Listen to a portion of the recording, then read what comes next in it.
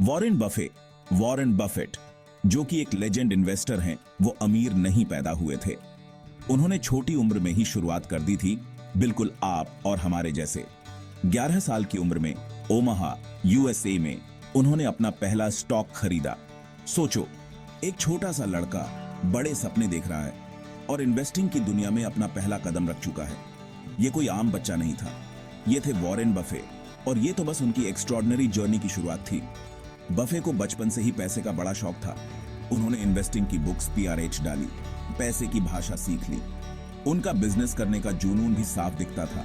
उन्होंने छोटे मोटे बिजनेस किए, अखबार बांटे, च्यूइंग गम बेची, यहाँ तक कि पिनबॉल मशीन्स भी चलाई। हर काम से उन्होंने बिजनेस और जिंदगी के बारे में बहुत कुछ सीखा। बचपन से ही बफे कंपाउंडिंग की ताकत समझते थे।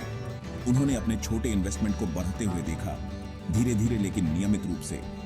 इस शुरुआती सफलता ने उनके जुनून को और बढ़ाया और लॉन्ग टर्म इन्वेस्टिंग में उनके विश्वास को मजबूत किया। उन्हें क्या पता था, यही रास्ता उन्हें दुनिया के सबसे अमीर आदमियों में से एक बना देगा। बफे का इन्वेस्टमेंट का सफर हमेशा आसान नहीं था।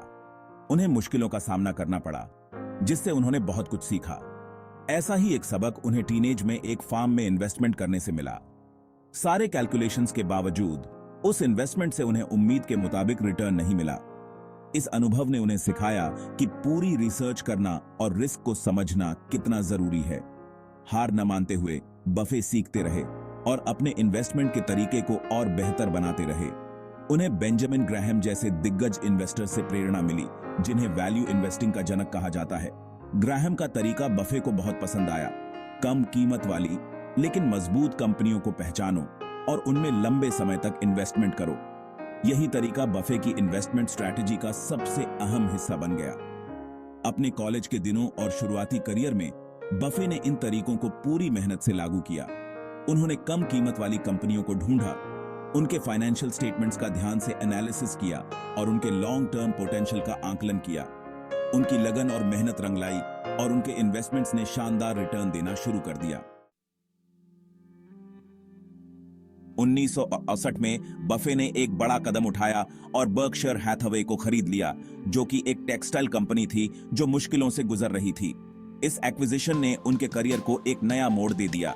उन्होंने पहचाना कि टेक्सटाइल का बिजनेस तो ढल रहा था, लेकिन बर्कशायर हैथवे की नींव मजबूत थी और इसका इस्तेमाल दूसरे बिजनेसेस में इन्वेस्ट करने के लिए किया जा सकता था। बफे के नेतृत्व में बर्कशायर हैथवे एक टेक्सटाइल कंपनी से एक डाइवर्सिफाइड होल्डिंग कंपनी में बदल गई। उन्होंने अलग अलग सेक्टर्स में बिजनेसेस खरीदे, इंश्योरेंस, एनर्जी, कंज्यूमर गुड्स और भी बहुत कुछ।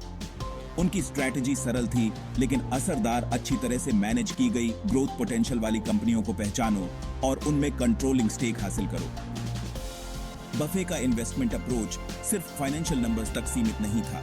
उनका मानना था कि इन्वेस्ट उन कंपनियों में करना चाहिए जिनकी मैनेजमेंट टीम्स एथिकल हों और जिनका कॉर्पोरेट गवर्नेंस मजबूत हो। वो ऐसी कंपनीज खोजते थे जिनके पास एक मोट हो, एक ऐसा खास फायदा जो लंबे समय तक उनकी प्रॉफिटेबिलिटी को बचाए रखे। दशकों तक वॉरेन बफेट के इन्वेस्टमेंट स्किल्स ने उन्हें ऑरेकल ऑफ ओमाहा का खिताब दिलाया।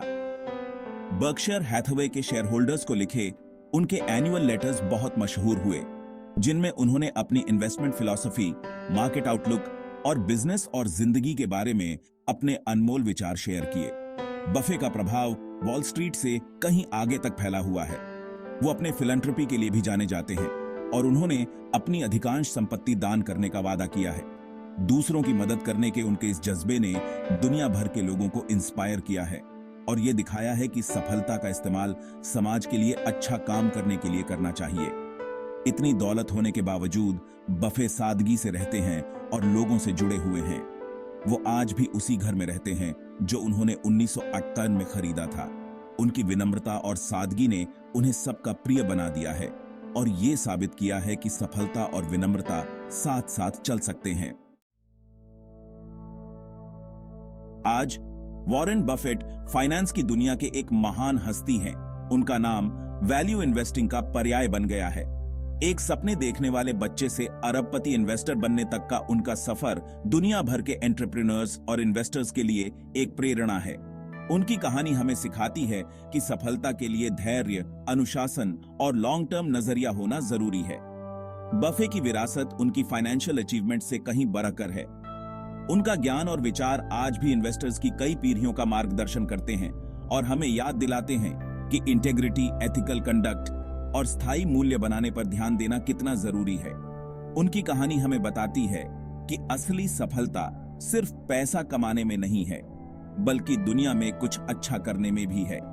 जैसे जैसे हम फाइनेंशियल दुनिया की पेचीदगियों को समझते हैं, वॉरेन बफेट का सफर हमें प्रेरित करता रहता है। उनकी कहानी हमें बड़े सपने देखने, जीवन भर सीखते रहने और अपने मूल्यों पर अडिग रहने के लिए प्रोत्साहित करती है। जैसे जैसे हम फाइनेंशियल सक्सेस की ओर बढ़ते हैं और अपने आसपास की दुनिया को बेहतर बनाने की कोशिश करते हैं,